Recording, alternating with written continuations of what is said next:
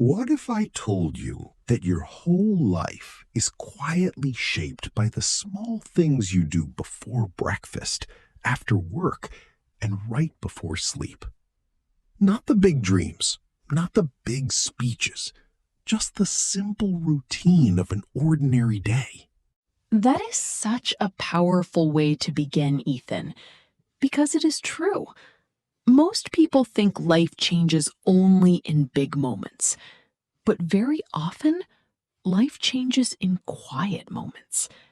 The moment you wake up, the moment you choose coffee or water, the moment you decide to keep going even when you feel tired. Our daily routine may look small, but it carries our whole life inside it. And that is exactly what we are talking about today. We are diving into a very simple topic, but also a very important one: daily routine. The way people start their morning, move through work, rest in the evening, and get ready for the next day. It sounds basic, but honestly, it says so much about who we are. Yes, and I love this topic because everyone has a routine. It may not be perfect, it may not be the same every day. Some people wake up early, some wake up late, some rush out the door, some move slowly and quietly.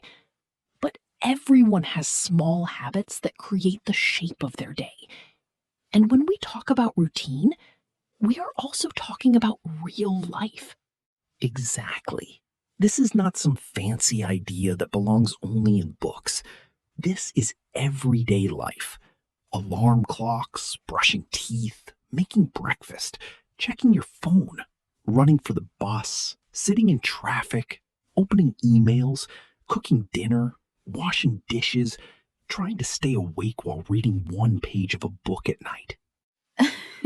That last part is very real. So many people say, I'm going to read before bed, and then after 2 pages, their eyes close. That is me. That is absolutely me. But today, we want to make this topic feel warm and human. So instead of just listing actions, we're going to explore one simple weekday routine and talk about what it teaches us. We'll also compare it with our own lives so it feels natural, honest, and easy to follow. And we are going to use very simple language because simple language is powerful. Sometimes people think simple means, and that evening return is such a strong feeling. I think many listeners will understand it. You open the door, step inside, and your body almost says, I made it. It may have been a normal day, not a bad day, not a great day, just a full day. And getting home feels like crossing a finish line. Yes, that quiet moment when you drop your bag, sit down, and breathe. Rachel says she likes to relax for a little while after coming home. She sits on the sofa, watches a little television, or reads a few pages of a book. That pause matters. We live in a world that always says, what next? What next? But people need a small space between work and evening responsibilities. Even 10 or 15 minutes can help. It is like telling your nervous system, you are safe now. Slow down. Then, around 6:30, Rachel starts making dinner. She enjoys cooking and sometimes tries new recipes. After dinner, she washes the dishes, then spends time with her family. They might talk, watch a movie together, or just enjoy being in the same room. That part feels warm. Family time does not always need to be big or special. It can be very simple. Sitting together, asking, how was your day? Sharing a meal, watching a film. Sometimes love looks very ordinary. It is not loud, it is just present. Wow. Sometimes love looks very ordinary. That is beautiful. Rachel also says that sometimes she takes a short walk in the evening or does a little exercise. Then, before bed, she showers, reads for a while, and usually sleeps around 10:30. She tries to get 7 or 8 hours of sleep. That sounds like a full, balanced weekday. It is not glamorous, it is not dramatic, but it has structure, care, effort, and rest. And honestly, that is what many people are trying to build. Not a perfect day, but a steady one. Let's stay there for a second. Why do you think people connect so deeply with routines, Sophia? Why does hearing someone else's ordinary day feel so meaningful? Because routines reveal truth.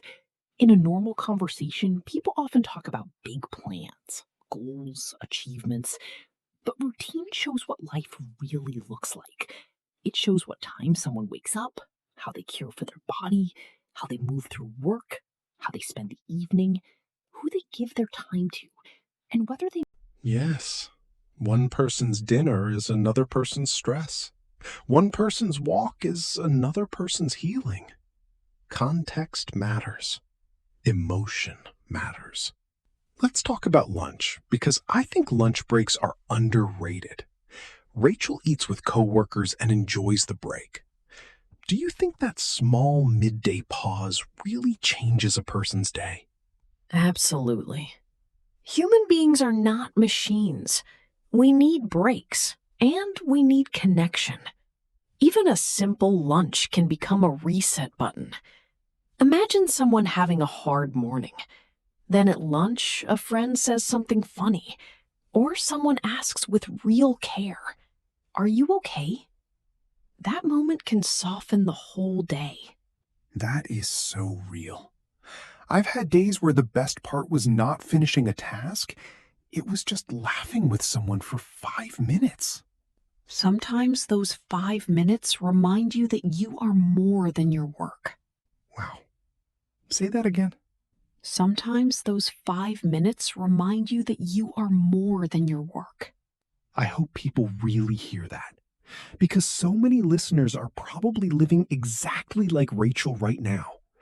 Wake up early, go to work, sit at a desk, answer emails, join meetings, come home tired, make dinner, clean up, sleep, repeat.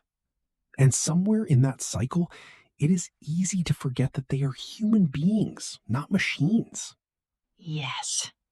And that is why evening routine matters too. The way we return to ourselves after a long day is very important. Rachel relaxes, cooks, spends time with family, maybe walks, showers, reads, and sleeps. These are not random actions. They are signals of care. They tell the body and mind, the day is closing now. You can soften.